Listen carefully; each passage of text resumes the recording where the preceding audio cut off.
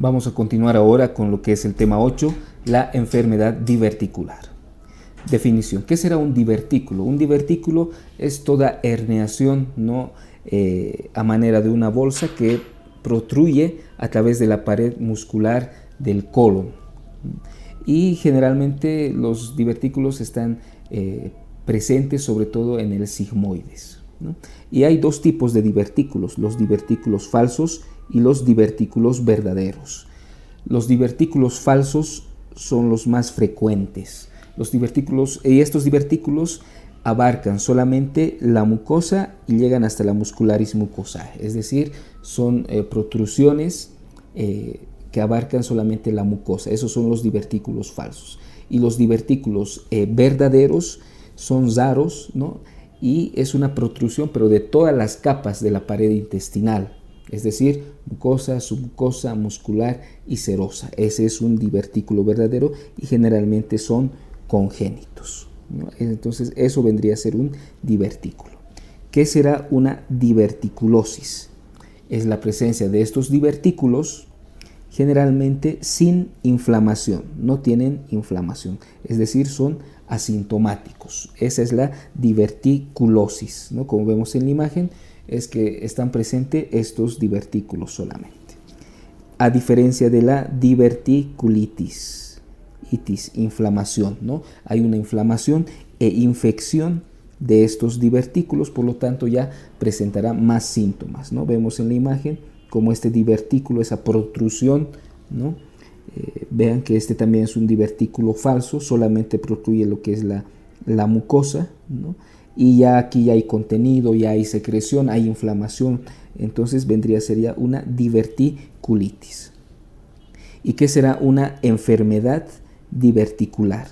Ya son los divertículos que no tienen inflamación, pero están produciendo síntomas, ¿no? Entonces, vean esa diferencia, especialmente entre diverticulosis y diverticulitis. Epidemiología, un poco de esto.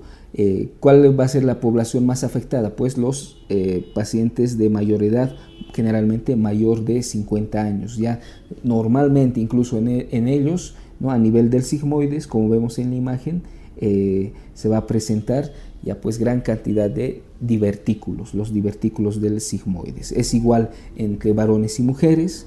El sigmoides, como les comentaba, es el lugar anatómico más frecuente donde estos se presentan, pero también pueden presentarse en el colon descendente y en la totalidad del colon. Una dieta rica en fibra, esto es importante, una dieta rica en fibra, los alimentos que tenemos aquí abajo disminuyen la incidencia de diverticulosis. La mayoría de esta patología son asintomáticos, ¿no? Y una gran minoría pues va a presentar complicaciones, es decir, las diverticulitis se presentan no complicadas poco, ¿no? La mayoría son asintomáticas y generalmente responden bien al tratamiento. ¿Qué factores de riesgo tenemos para la enfermedad diverticular? La obesidad, poca actividad física, el estreñimiento, el tabaquismo y el consumo de AINES. Fisiopatología es un trastorno adquirido, ¿no? Y se piensa que la causa es que, como estamos hablando ya de pacientes mayores de 50 años, hay una disminución de la tensión de la pared abdominal y una menor elasticidad de esta pared. Por lo tanto, esta pared se puede considerar débil y por lo tanto, por las pulsiones, ¿no? Las contracciones intestinales, ese peristaltismo en cada movimiento, pues va propulsando esta pared débil y hace que protruya, ¿no? un divertículo.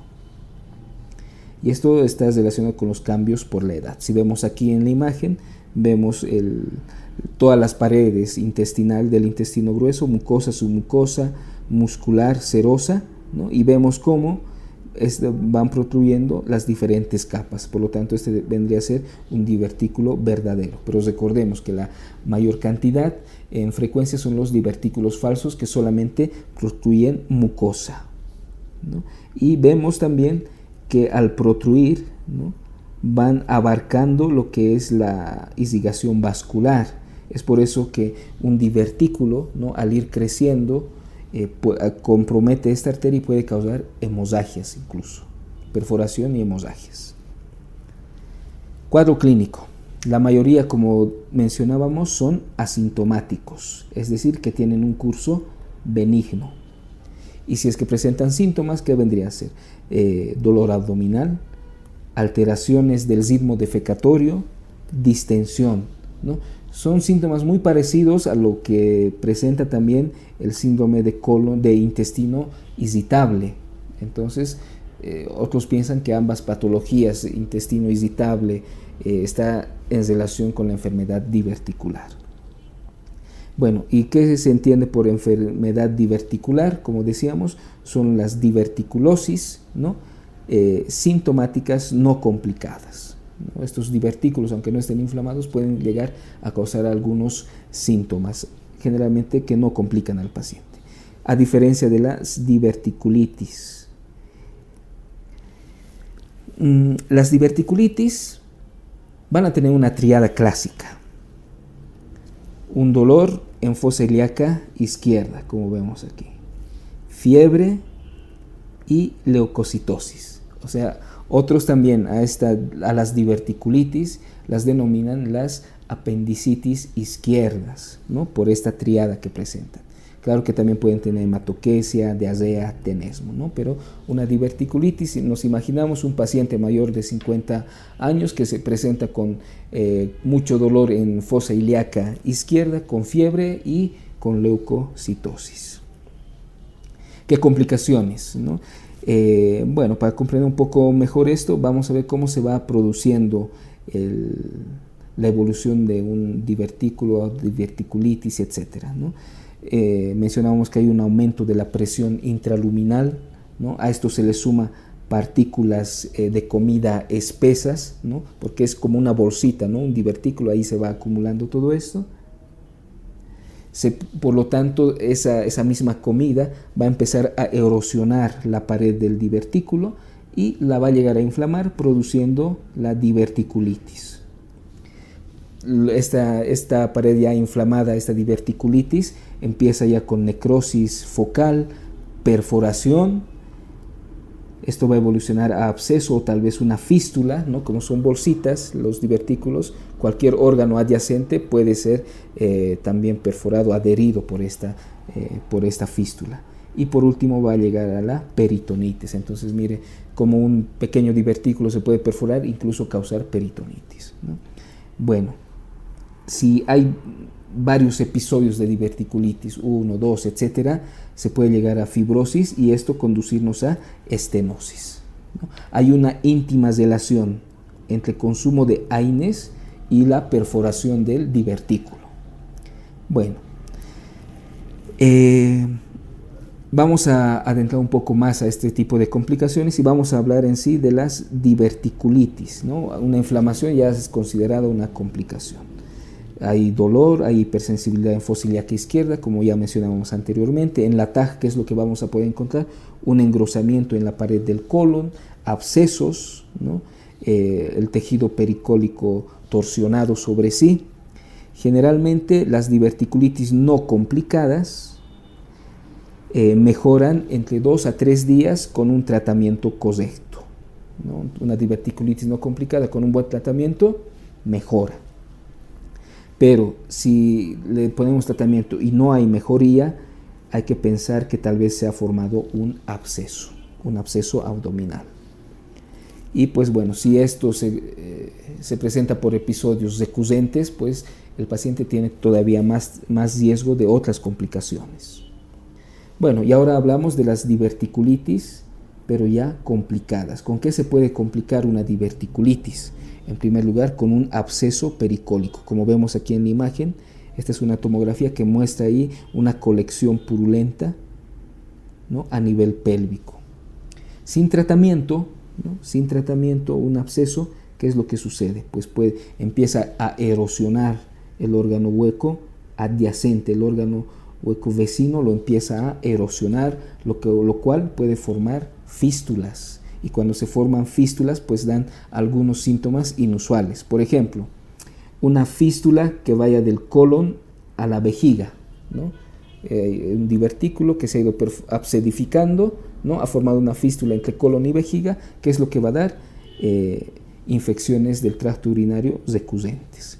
Ahora, una fístula que vaya del colon al yeyuno, pues puede dar un síndrome de malabsorción, por ejemplo.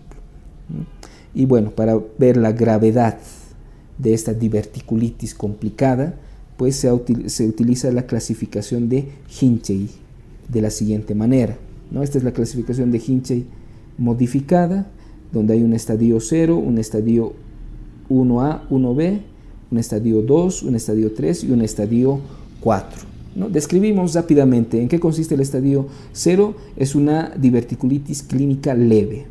El estadio 1A es la inflamación, pero confinada al colon, es decir, como un flemón que se está empezando a formar. El estadio 1B es un absceso pericólico ya confinado, generalmente menor a 5 centímetros. El estadio 2 es un absceso ya pélvico o absceso intraabdominal o retrocólico.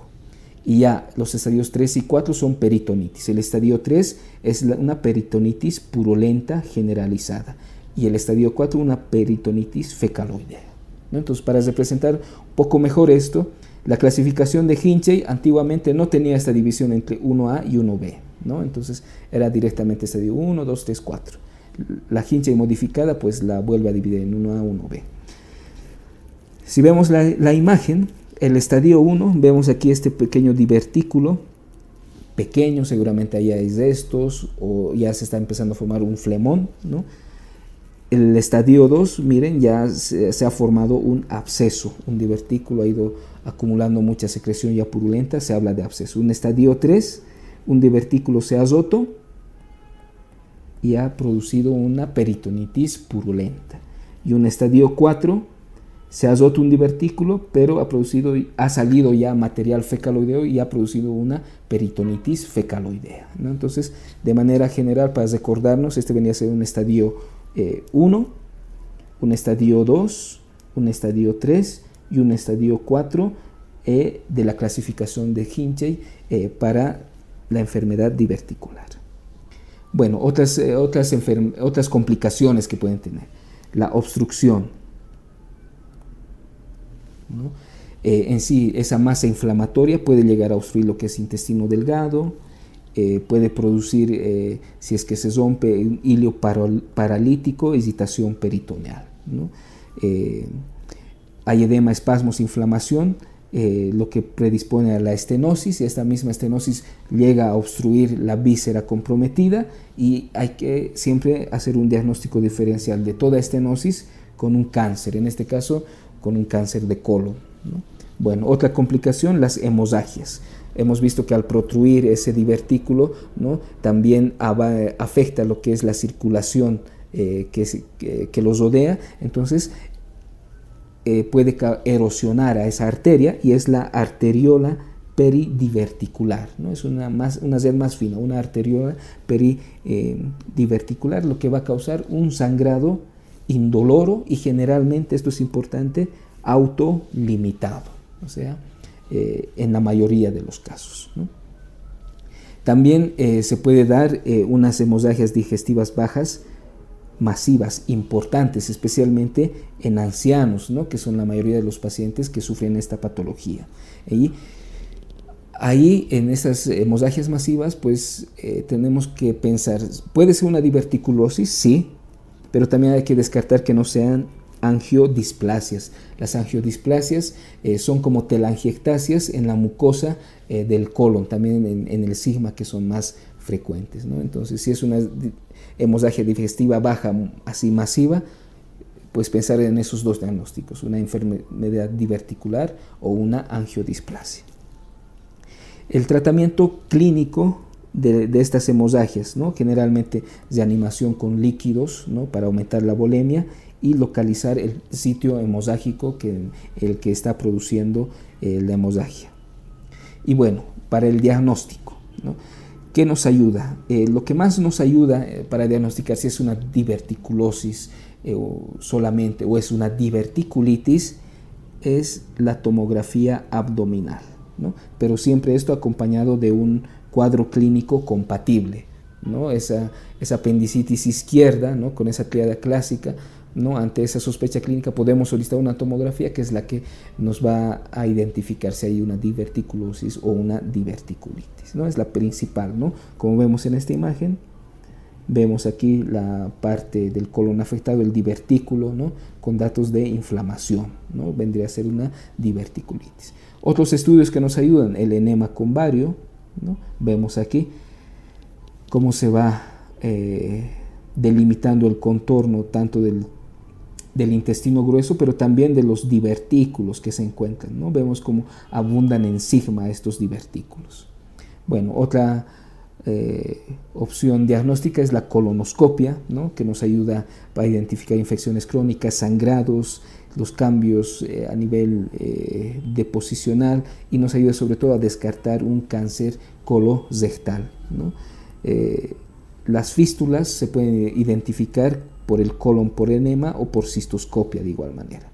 Para identificar los abscesos se prefiere la tomografía o ecografía, especialmente la tomografía, ¿no? Esas colecciones pélvicas o abdominales inferiores, al ser grandes, es mejor observarlas con la tomografía. La sigmoidoscopia. ¿Por qué sigmoidoscopia? Porque el sigmoides es el lugar donde más abundan los divertículos, ¿no? El manejo de este sigmoidoscopio tiene que ser cuidadoso. Se debe obtener también biopsias de las regiones que estamos observando, y ayuda en el diagnóstico diferencial entre colitis inflamatoria y colitis isquémica. Si vemos la imagen inferior, esta es la imagen de una sigmoidoscopía. Vemos estos varios orificios que se presentan, son la salida de esas protrusiones de los divertículos a nivel del sigma. Bueno, también podemos hacer angiografía en casos de sangrado activo, ¿no? Y eso ya nos confirma qué lugar del intestino, qué arterias están comprometidas, ¿no? Una radiografía de tórax, ¿para qué nos sirve? Para identificar neumoperitoneo. Si hay neumoperitoneo en un paciente que estamos pensando en una enfermedad diverticular, pues ya nos indica que ha habido perforación de ese divertículo afectado, ¿no? Bueno, y también la tomografía nos sirve para ver la inflamación de los tejidos pericólicos, abscesos, como decíamos anteriormente. ¿Cuáles son los estudios relativamente contraindicados? Los enemas con contraste, aunque nos ayuden en el diagnóstico, es mejor no realizarlo. ¿Por qué? Por la inflamación, por el compromiso de la pared, ¿no? Y la endoscopia, es decir, la colonoscopia no está indicada. ¿Por qué? Porque hay mucho riesgo de perforación. Es por eso que se prefiere solamente la sigmoidoscopia, pero realizarla con mucha calma. Bueno, tratamiento. La diverticulitis no complicada, ¿cómo se trata? Con una dieta alta en fibra, sabemos que disminuye la incidencia, ¿no? Y lo importante es saber que responde muy bien a un tratamiento ambulatorio, antibióticos, más dieta, y una dieta baja en residuos. Con eso una diverticulitis no complicada pues resuelve fácilmente. Y si es necesario podemos utilizar un primer escalón con antibióticos por 7 a 10 días más un drenaje percutáneo. Pero generalmente responden a este tratamiento ambulatorio, es decir, la mayoría resuelve sin cirugía. Bueno, y si hay las complicaciones, ¿cuándo se verían? Si esto es muy recurrente, ¿no? Si los episodios son muy recurrentes. Vale destacar que se hace sigmoidectomía, se quita el sigmoides después del segundo episodio en aquellos pacientes que tienen ya esa predisposición a la recurrencia. Bueno, también al sacar ese sigmoides afecto no es necesario sacar todos los divertículos que tal vez haya en otras regiones, ¿no? Sino nos interesa esa parte del sigmoides o esa parte afectada, ¿no? No es necesario sacar todos los divertículos restantes. Vale destacar que los pacientes inmunodeprimidos, ¿no? En estos pacientes basta con un episodio de diverticulitis, pues hay que hacerles colectomía, ¿no? Para evitar cualquier tipo de complicación. Bueno, ahora vamos a ver el tratamiento de las diverticulitis complicadas. Y como vemos, el tratamiento está íntimamente relacionado con la clasificación de Hinchey. Si recordamos rápidamente, hay un Hinchey 1, Hinchey 2, ya formación de absceso, Hinchey 3, peritonitis purulenta, Hinchey 4, peritonitis fecaloidea. Por ejemplo, los estadios Hinchey 1A se los puede tratar mediante antibioterapia parenteral contra gram negativos y anaerobios, ¿no? También se puede utilizar monoterapia con imipenem o meropenem. Los abscesos de mayor tamaño se pueden drenar, ¿no? Percutáneamente, guiadas por ecografía o por TAC. Los estadios, bueno, ya hemos visto los estadios Hinchey 1B y 2, generalmente se utiliza sigmoidoscopia con anastomosis primaria. En Hinchey 3 y 4, sigmoidectomía con colostomía terminal y bolsa de Harman. O sea, en los estadios 1 y 2, como no hay mucha inflamación, ¿no? Sigmoidectomía, perdón, la anastomosis es primaria, se saca la parte intestinal afecta, ¿no? Los divertículos que comprometen toda esa región, y los cabos que han quedado se anastomosan en esa misma cirugía, porque en estos estadios no es mucha la inflamación, no es mucha la afección de la pared intestinal, por lo tanto pues se puede lograr una buena anastomosis. Pero en los estadios 3 y 4, que ya nos hablan de peritonitis purulenta, peritonitis fecaloidea, ¿no? Sacamos ese sector y ambas asas intestinales que quedan, si realizamos una anastomosis primaria, pues no va a lograr una buena cicatrización, incluso se puede romper, ¿no? Y causar todavía más complicaciones. Por lo tanto, uno de los segmentos se forma una colostomía, ¿no? Y es la técnica de Harman, ¿no? Y posteriormente, pasando un tiempo, unas semanas o meses, ¿no? Se va a hacer una anastomosis secundaria. Bueno, los divertículos hemorrágicos, ¿no? Se pueden utilizar inyecciones con adrenalina o cauterizarlos, ¿no? Y se puede utilizar también la angiografía, tanto para el diagnóstico como tratamiento de estos divertículos hemorrágicos. En caso de no responder al tratamiento mediante angiografía, podemos utilizar la laparotomía y colectomía segmentarias. Bueno, entonces, eso vendría a ser la enfermedad diverticular clásica, ¿no? En pacientes ancianos, ¿no? Que aparentan una apendicitis izquierda, laboratorios, etcétera, la clasificación de Hinchey que habíamos visto, muy relacionada con el tratamiento que se debe hacer. Bueno, y ahora vamos a ver otros tipos de divertículos. Por ejemplo, tenemos el divertículo gigante de colon, que lo tenemos en esta imagen, ¿no? Que claramente es el que más sobresale. Generalmente se encuentra en el lado antimesentérico del colon sigmoides. Si este es el colon sigmoides, uno de sus bordes va a tener mesenterio y el otro va a ser un borde libre sin mesenterio. Ese borde libre es el borde antimesentérico. Generalmente son asintomáticos y puede dar molestias abdominales vagas. Son muy raros.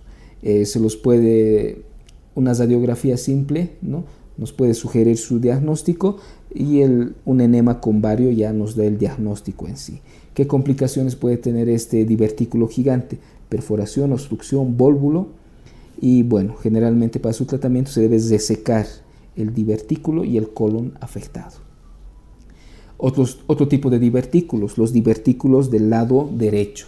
Dijimos que los divertículos habituales se presentan más en sigmoides y en colon descendente, pero alguna vez hay divertículos en el lado derecho. Generalmente se da en pacientes más jóvenes, en pacientes asiáticos. La mayoría son asintomáticos, alguna vez se pueden inflamar, ¿no? Algo que sí puede llamar la atención es que son un diagnóstico diferencial de apendicitis, ¿no? Entonces, en sí no se llega a saber clínicamente si es una apendicitis, una diverticulitis, y el diagnóstico solamente ya en sala de operación se realiza ahí. Y la hemorragia de estos divertículos derechos generalmente es poco frecuente. Bueno, y por último, un divertículo, y tal vez ya conocido, es el divertículo de Meckel, que vendría a ser un divertículo congénito, el divertículo del tracto gastrointestinal más frecuente. ¿Dónde aparece? Si vemos la imagen, este divertículo de Meckel aparece en el ilion distal.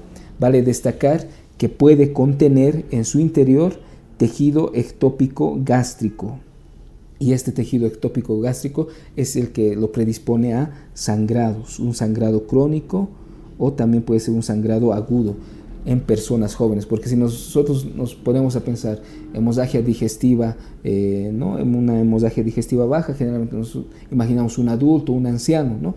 Pero este divertículo de Meckel, por ese tejido ectópico que tiene, pues se puede presentar incluso en niños, ¿no? Una hemorragia digestiva baja en niñas, ¿no? Puede ser una hemorragia crónica o aguda. Gracias también a ese tejido ectópico gástrico, el diagnóstico se puede utilizar una gamografía con tecnesio 99, pero eso como última opción diagnóstica. Puede causar obstrucción intestinal. ¿Cuándo? Cuando este divertículo de Meckel entre a una hernia abdominal, y esa hernia que contiene un divertículo de Meckel tiene un nombre específico, se llama la hernia de Littré, ¿no? Eso es importante para su estudio, y las complicaciones se sospechan mediante el TAG, y la cirugía generalmente consiste en una diverticulectomía o resección en cuña del divertículo afecto, ¿no? Este es el divertículo de Meckel, y sus características que anteriormente mencionamos son importantes para recordarlo. Y bueno, este habría sido el resumen de lo que es la enfermedad diverticular, y espero les sirva para continuar su estudio.